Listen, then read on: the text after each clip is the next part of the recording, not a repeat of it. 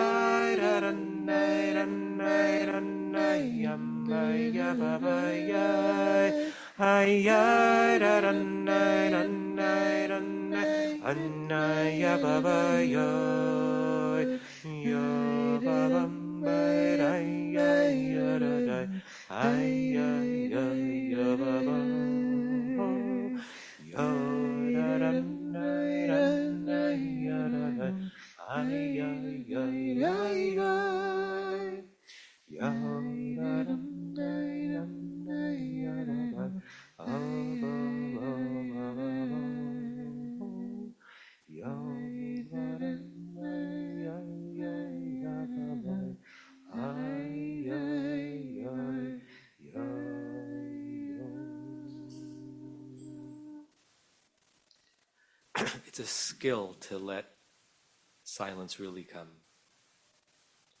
It's not a skill to walk into a quiet room, but it's a skill that is harder to cultivate in our era, where we're looking at our phones every 3 seconds, to beckon absolutely nothing. and just let stillness be substantive. And like any skill, it has to be worked at. And if you were once good at it, and you stop for a while, you have to work at it again. And I'm not sure it's quite at the level of Malcolm Gladwell's 10,000 hours. But when you see people who are adept at stillness, it's actually something to behold. And Yantif and Chag is about celebration. The word Chag means really a circle dance, a gathering of exaltation. So there's something about Pesach and Yantif and Chag that is the opposite of stillness. It's raucous, it's musical, it's ecstatic. And there's something about the notion of shvut, of pausing, which we do both on Shabbat and Yantif, that's about absence, about nothingness, about pleasurable and intentional emptiness. If you want, you can close your eyes. And if you want, you can place your feet flat on the ground in front of you so you have full contact with the earth. And place your hands on your legs, palms up or palms down. And try to extract the stillness from this moment. And I mean extract because there are sounds, delightful sounds of children being Jewish children in synagogue, and maybe distracting sounds of a machine whirring or a door opening. But you can do a silence extraction. Your mind is that powerful. To pull in and draw the contours of your experience only around the quiet, leaving everything else on the periphery.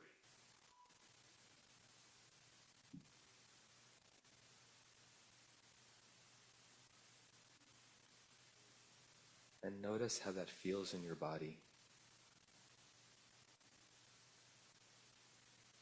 And notice how it feels in your mind without judgment.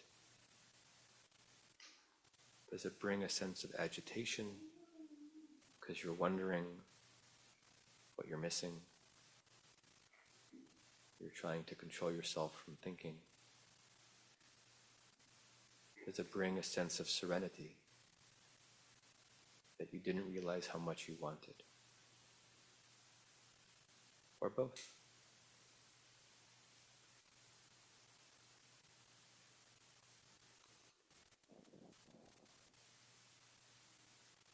And I want you to let the image of the word Pharaoh or Paro come into your mind. The enemy, our nemesis in this Exodus story, the one from whom we are freed.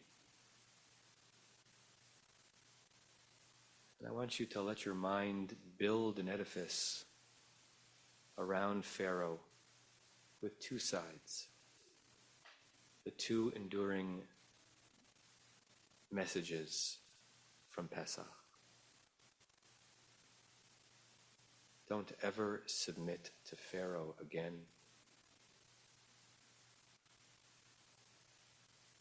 Don't ever be a Pharaoh.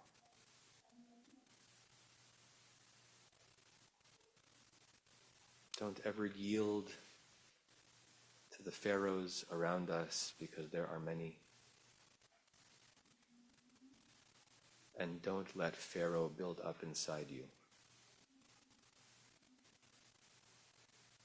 Perhaps nothing else is as important as that duality when we sit on Pesach. Don't let Pharaoh win. And don't win as a Pharaoh.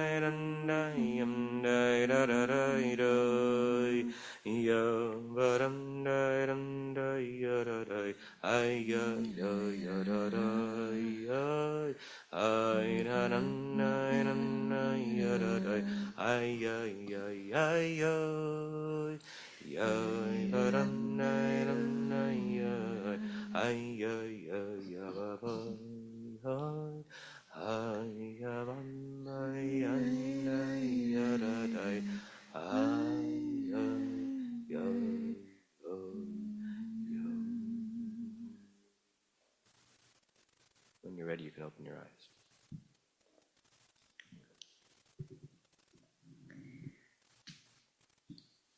For a while, when our clergy team was Rabbi Kligfeld and Rabbi Ari Lucas and myself, Rabbi Lucas had a thought about what should be taught from the Bima on the first day of Pesach. And he said it should always be material that you could possibly use at your Seder. So to balance out that which is truly important and lishma and letting us let go, I'm also going to have us dancing a little bit in the territory of material that keeps us thinking even between the Seders. Right? That we don't even wait until the next Seder to keep having a conversation that perhaps began around your Seder table last night. There have been so many readings and pieces of Jewish liturgy, like invented Jewish liturgy, that came out just this year. I know this because I'm keeping an open source spreadsheet that people have been adding to from around the world, and it's remarkable. There have been new Yiddish poems written. There have been new pieces of people trying to reflect and not necessarily make sense of the state of the Jewish world right now, but also to bring into a sense of relevance, which when I get to part 2 later this morning, I want to share what does it mean to bring relevance to an existing ritual, to an existing piece of liturgy. They're doing that by writing something new. And the style in which we're going to look at a piece on number 4, the style in which this particular poem was written is the stylistic quality of the Haggadah. The Haggadah, which has lots of cousins in its narrative form, like Avot de Rabbi Natan, for example, as an entire like proto-tractate of the Talmud, it plays with either poetry or biblical texts in the way that this piece, this halach ma'anya interpretation, plays with text. How is that? Interpolated meaning, and even more classically, interpolated questions. A piece of the song we're used to singing, and then a question. A piece of the liturgy, and then a thought. Back and forth, which presumes a certain sensibility of familiarity with the liturgy. Like what feels familiar are those first 3 words. Again, source number 4, this may God pass over them prayer. Ha lachma anya. Immediately, we're in the Haggadah. Immediately, we're in the place in which we lift up and present this bread, which is simultaneously and turn in turn a bread of affliction and a bread of redemption. So we'll find out right away. The author of this poem, Rabbi Ma'ayan Belding-Zion, what is she going to do? How far will she take us into the liturgy before she asks us a question? Halach ma'anyad, this is the bread of affliction. Zeh lechem ha'oni. Shecherutenu ma'ala l'ramat kedusha, that elevates our freedom, and that our freedom elevates to holiness. Di achalu avhatana, aval ma'imachenu. There we have our first evocative and provocative question in the text. Here is this bread that our ancestors ate. In the past tense, our ancestors ate this bread of affliction, and then an immediate and present question, aval ma'imachenu. But what about our siblings at this time? Mahem ochlim achshav.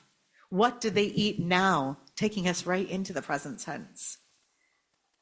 Be'ara de Mitzrayim, in that land of Egypt, which is also Metzar, a place of narrowness.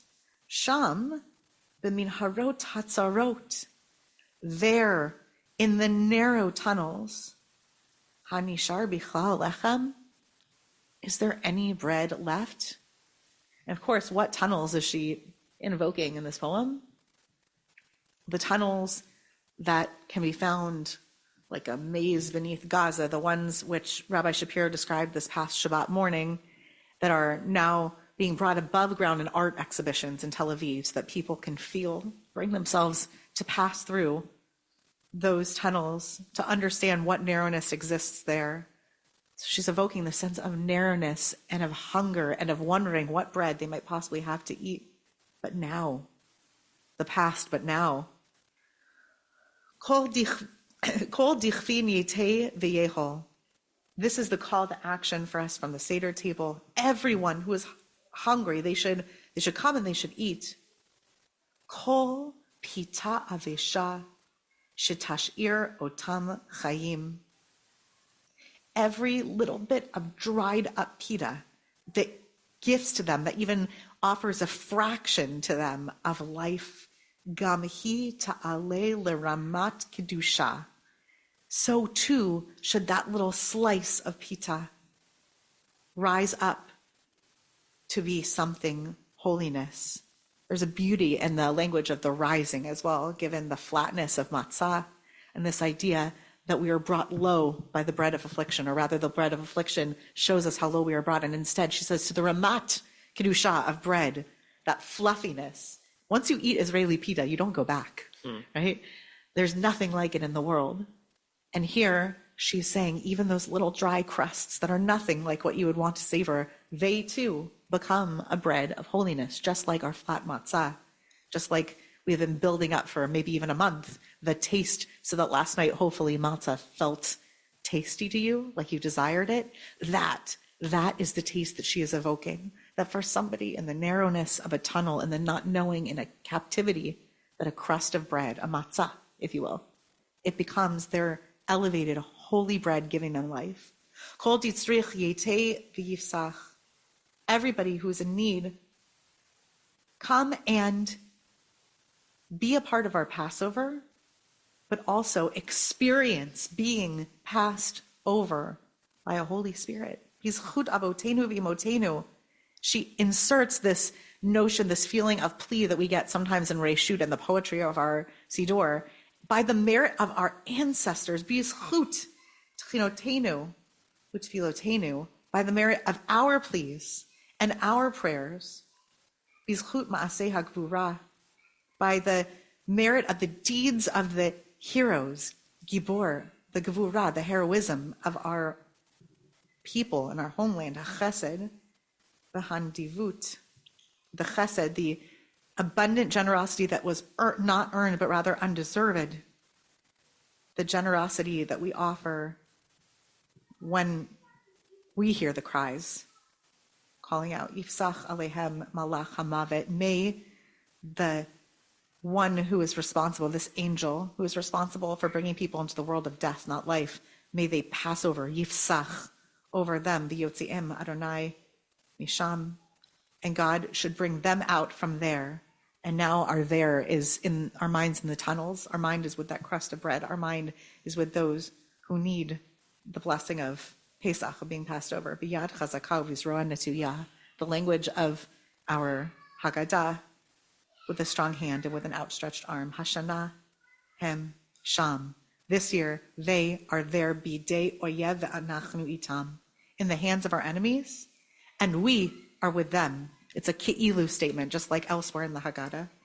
We are with them. L'shana haba'ah, in the year to come, these words that come at the very, very end of our entire Haggadah.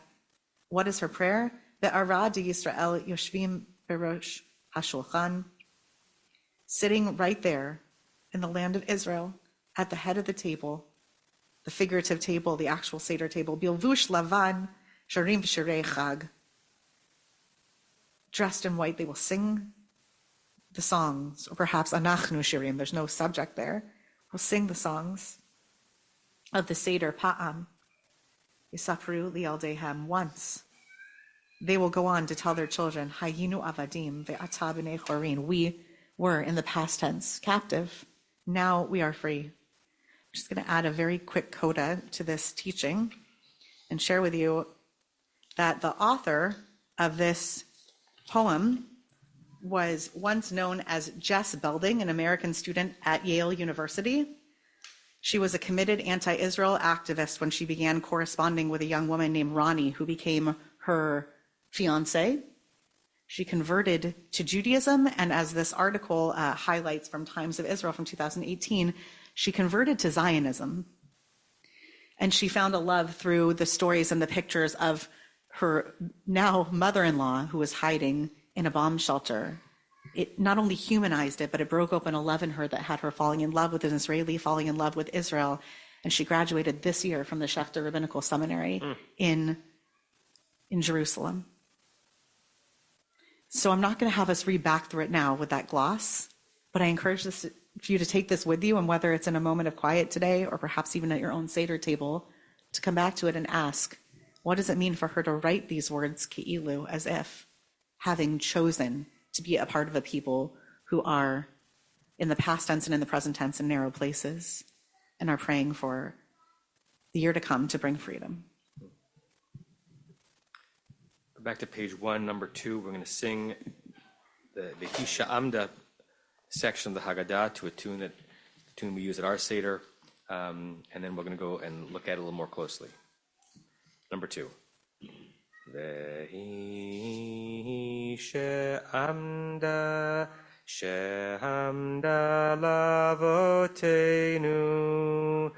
lavotenu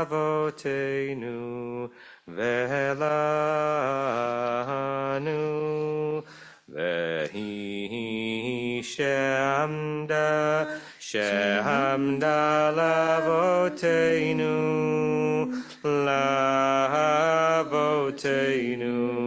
ve'lanu shelo echad bilvad amad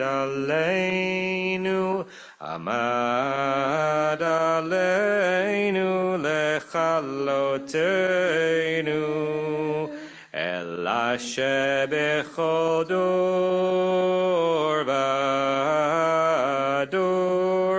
omdim aleinu lechalotenu v'hakadosh baruch hu matzilenu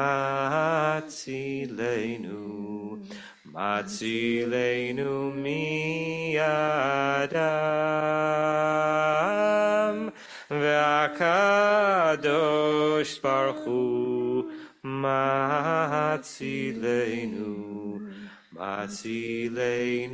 mi'adam. So many parts of the Haggadah have been shouting out with tremendous immediacy this year. The piece that Rabbi-Cantor Chorny just taught about, question of Dayenu, when is it really enough to say that you're grateful for what you have when there's so much more that you feel like you deserve? This one has been speaking to me, like this little snippet that references some kind of a promise, even though the word promise doesn't appear, that same promise that stood for our ancestors, a reminder, which we don't need to be being reminded of right now, that it's not just once that people have come up to destroy us, but rather in every generation they come up to destroy us. And then this seemingly theological statement that may or may not be hard to lean into, somehow the Holy One saves us from their hands. Go back to source 1. I want to learn 3 or 4 verses with you, 3 verses from the book of Genesis. This is from Parshat Lech Lecha. This is the scene where Avraham gets his first covenant with God. It's called the Brit Ben Habitarim. The covenant was made between the pieces because God had Avraham set up like an array of animal parts, and he walked between them, and a fire came up, and it's actually referenced in the Haggadah, but you may not linger on that section. So I want to read it to you. Vayhi Hashem, so all of a sudden it was morning. And it was, the sun was about to come down. The Tardema nafla al Avram, a certain sleep descended, nafla al Avram. Vihine imad, there was an awe, chashecha, a darkness, gdola, a great awe, awful darkness, or a dark awfulness, hard to know how to translate it. Nofelat alav, came over him. Vayomer Abraham, God said to Avram, these are the words that are referenced in the Haggadah. Yadoa teda, you need to know now as you start this journey with me, as you start this covenant. This is the course and the price of this identity. Ki geri ezaracha be'eretz, lo lahem. Your seed will be a stranger in a land not theirs. Breshit anticipates slavery on some level. Va'abadum, and they're going to have to serve them. Ve'inu otam, and they're going to afflict them. Arba me'ot shana, 400 years. This is in the section right around the 10 plagues, or just before the 10 plagues, that does different math games as to how many years they were actually enslaved. But we don't think about that in Parshat Lech Lecha. Enslavement in Egypt is predicted, it is foreseen, it is prophesied already before Avram even changes his name to Avraham. Verse 14, V'gam tagoy asher yavodu, but the nation that will overwork you, Dan Anochi, I will judge that nation. And afterwards, Yetzu b'rechush gadol, they're going to leave with great wealth. It's as if God is saying to Avram, do you want this or not? You can walk away. If you want it, just know that I'm going to make you great, and then you're going to descend. And then you're going to rally, and then you're going to be enslaved. And then you're going to come out, and you'll have a certain amount of wealth with you. And what's not said, because it's the Torah's a terse text, it's going to happen again. And that's going to happen again, that's going to happen again, it's going to happen again. One of my dear relatives and teachers who I talk about all the time, Dr. Yisrael Eldad, who was my grandmother's first cousin, and who was really the Zionist patriarch of our family, and a tremendous scholar of Judaism in addition to being a Zionist philosopher. He talks about another scene in the story of Avram, when Avram is asked to sacrifice his son Isaac in the burning bush, right? In the burning bush, on the altar, and the scene is that Isaac's on the altar about to be sacrificed, and what replaces him? The ram, right? And we like to think, because we like stories that end well. Great, Isaac got spared, and the ram got slaughtered instead. And Eldad says, in order for the narrative to make sense, there has to be an exchange. Yeah, the ram ended up where Isaac was. But guess where Isaac ended up? Where the ram was. And where was the ram? He was ne'achaz basfach. He was caught in a thicket, in a bramble. It wasn't just that Isaac got to get off the altar and say, everything is going to be great. It's the price for being alive is to live in a thicket. And that was Eldad's way of saying the Jewish people, and maybe all people, but he was speaking of our people, the price for being spared is to live in a thicket, and we've never escaped it, and we never will completely, although we try to take on some level the extricating ourselves from that thicket in our own hands a little more responsibly. With that in mind, look at source 3. This is from the Shibulei Haleket, Rabbi Tzidkiyahu ben Avraham Anav, 13th century Germany. So this is an old text. This is 800 years old, and he wrote a commentary on the liturgical parts of our tradition. And so he's also commenting on the Haggadah Vahisha Amda. So I'm going to start in the Hebrew. It's translated in the English, but I'm going to do it phrase by phrase. Perush Achi Rabbi Binyamin. This is the commentary of my brother Rabbi Benjamin. I could not figure out if this is actually his brother or this is like an honorific, like my bro, my buddy. And then that abbreviation, Nun Reish Vav, it's one of many ways you can add letters onto someone's name to basically say, may his light continue to shine. Havtachat Hagula, the promise of redemption. Shehivtiach HaKadosh Baruch Hu Abraham, that God promised Abraham, where? In the verses we looked at. Bein Habtarim, between those pieces of meat. Ksheheralo Hashibud Ugaluyot, when God showed Abraham the enslavement that's going to happen and the exile that's going to happen. That is the very promise that stood for our ancestors in Egypt. This The Shibbolei Haleket's way of saying that phrase, Hi Sha'amda, the thing that stood, the thing isn't mentioned. It's like almost City Slickers, right? The one thing, Curly, anyone? Right? The thing that stood, what's the thing? It's the thing that God said from the very beginning of this. The promise that you're going to descend and you're going to ascend. You're going to be in travail and you're going to have release. That's the promise that our ancestors experienced in Egypt. Uba Vavel and Babylonia. He's going through a quick sweep of, they tried to kill us, we emerged, let's eat, of Jewish history. Uva Madai, Media, which is Iran, Persia. Uva Yavan, and Greece. V'hiomeret lano be'edom, and he's still standing for us in Edom. Edom is code word in rabbinic literature for who or what? What empire? What's that? The Holy Roman Empire or Christianity at large? Because Edom ends up being connected with, it was a descendant of Esav, and the Edomites are associated, at least in rabbinic understanding, with the Romans. And the Romans turns into Christianity. So it's code word for the ongoing oppression of the Jews in Christian lands. Tzidyahu ben Avram Anab is living in Germany in the 13th century, around the time of the Crusades. It ain't good for the Jews in Germany and in France around the time of the Crusades. So that's his reference there, meaning it happened in Egypt, it happened in Babylonia, first temple destroyed, happened in Media, Daniel in the lion's den. It happened in Greece. It happened in Rome, and now it's happening in Christianity. Sha'az hera lo kol hagluyot. God foresaw and showed him all of those. V'chein mufarash b'Breshit Rabbah, as it says in Breshit Rabbah, and this is a wonderful, playful reading into the verse we read before of each of these kingdoms that are going to oppress us. So if you want to go back and forth between this comment and the verse itself, it's verse number 12, when God said, when in the Torah said the word Ema, a fear came over Abraham, that was Bavel, Babylonia. And the word darkness, chashecha, that was Media, Persia. And the word great, that was a reference to Greece. And nofelat alav, coming upon him, that's a reference to Edom, meaning that the reason why that verse is so poetic and flowery is because it's a reference to each of these terrible regimes that oppress the Jewish people. Ukshem sheheralo hashiabud, just as God showed him, Abraham, the enslavement that's going to come, Kain heralo hagula. So God showed him the redemption. Kamoshe pirash lamala, as I explained in different places.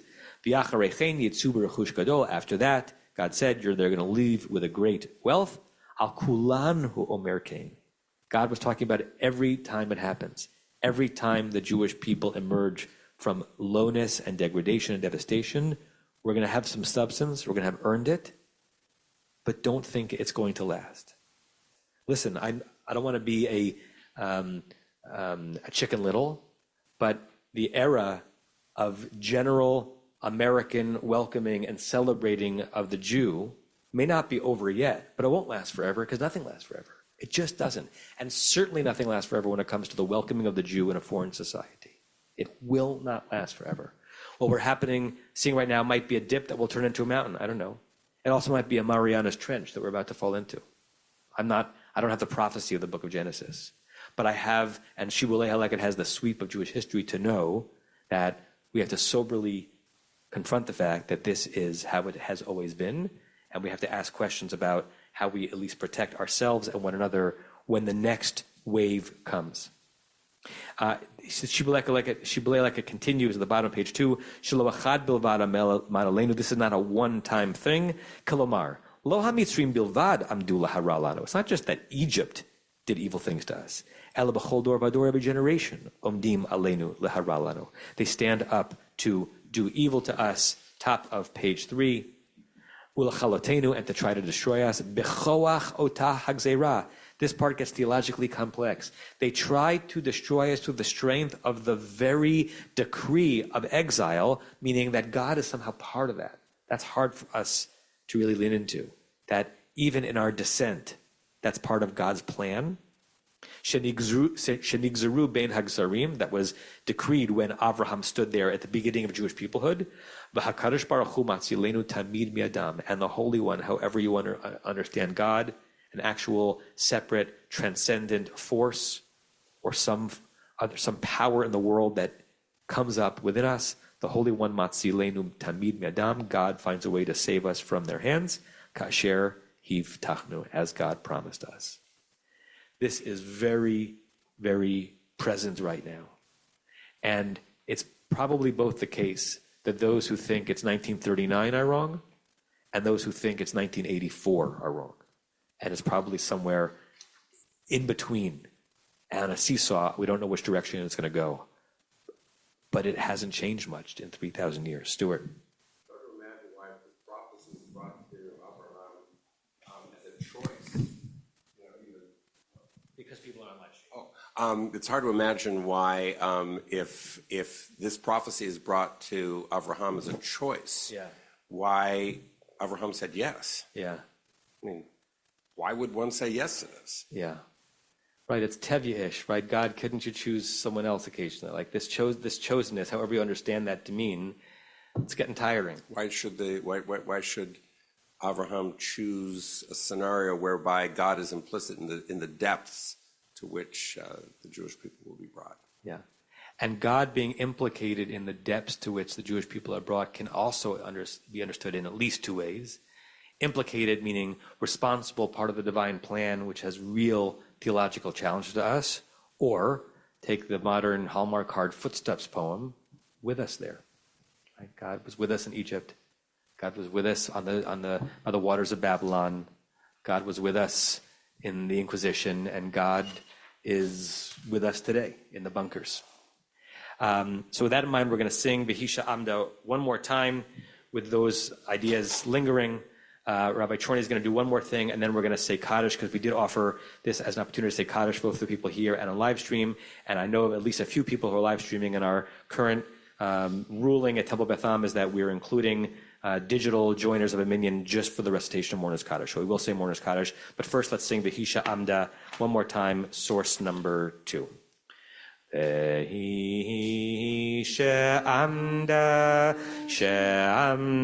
lavotenu ve'lanu vehi she'amda lavotenu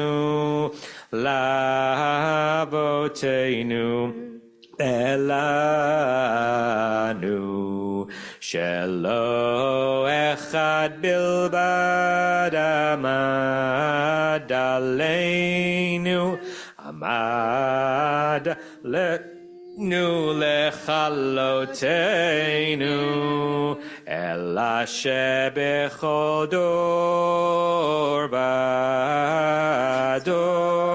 omdim aleinu lechalotenu v'hakadosh baruch hu matzilenu miyadam v'hakadosh baruch hu matzilenu miyadam. Rabbi Chorny, we'll finish up. Everything that we do when we come to a text and when we come to a ritual experience like the Seder falls into either the category of exegesis or eisegesis. Today I want to tell you about an idea in the realm of ritual, which is one of my favorite realms, an idea of eisegetical ritual. Exegesis is when you come to a text, like the one we just came to, that piece from Bereshit, and when you get into that text, you read that text open-mindedly, open-heartedly, and see what that text is calling out to say to you. Presumably, that's what we're seeing when we look at a commentary like the one that we just read, which was 13th century commentary. And we're getting a peek into what cried out from the text to the voices that we then go back and read. And what we're reading is what they pulled out. Eisegesis is the very opposite. It's the notion that we come to the Seder this year, for example, torn, wondering, broken, off kilter, worried about the very conflicts among our people and then with our people and other people out there in the world. The idea that we already knew we needed to talk about Israel at the Seder table this year. And the question is, what pieces are asking us to look into them and to find in them these extant pieces, these pieces that are already there, printed in the Haggadot, and to see in them answers to our questions, or to see in them an empathy that the text actually has for us. Oh, look, the text says that every generation is going to face enemies. Oh, look, the text says we can be hopeful. Eisegetical ritual is when you do the exact same thing day after day or year after year. You don't change a piece of the way that you do the ritual, but the meaning is utterly different because of what you are bringing to it. Some years, we fling open the door towards the end-ish of Seder to invite in the prophet Eliyahu, and we fling open that door and think, thank God for my relative safety.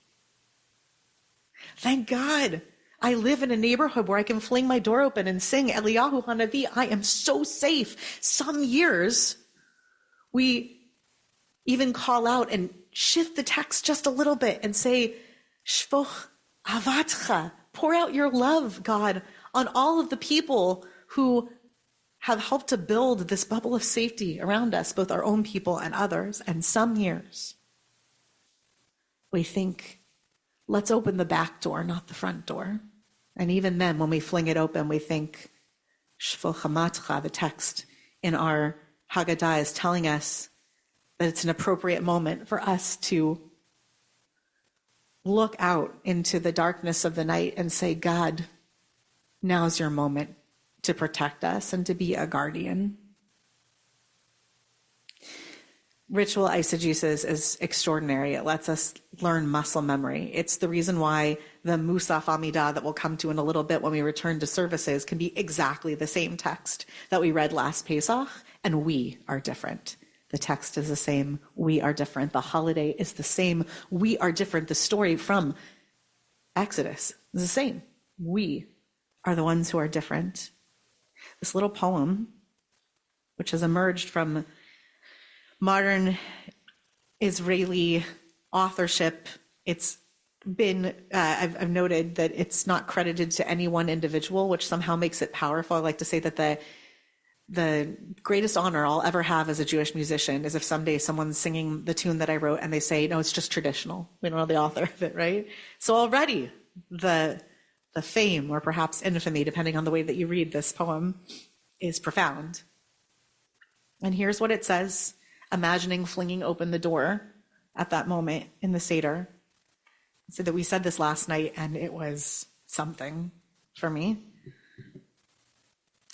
It's a moment when we're supposed to be inviting the prophet Eliyahu to come and visit, and instead here is what we say. Al tavo, don't come. Al tavo, Eliyahu, don't come, Elijah, our prophet. Baseder hazeh, to this Seder, or to a Seder now in this time. Hakisei harek, the empty chair, meaning the empty chair that we are used to leaving empty to invite the prophet to visit. Hakisei harek, lo lichvodecha. It's not here for your sake. It's not here for your honor. It's not here by invitation to you. Hu hapa'am. That is this time. Lo lichvodecha hu hapa'am. This time, this is not for you. Nidaber acharei. We'll talk afterwards. Dismissively almost. Rak acharei sheyashuvu kulam. Only after everybody returns.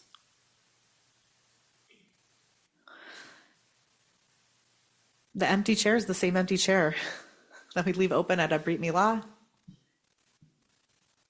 But to say these words is to utterly reflect how changed we are coming to the Seder this year. I hope you find looking into the Haggadah again tonight, that you can bring the wholeness of yourself, however full and however broken, and find that the text is speaking back to you in present tense. You have been listening to another in our series of podcasts from Temple Beth Am, a dynamic center for conservative Judaism in Los Angeles. If you enjoy these podcasts, we invite you to write a review on the Apple Podcast site or wherever you get your podcasts. For more information about Temple Beth Am Los Angeles, go to tbala.org.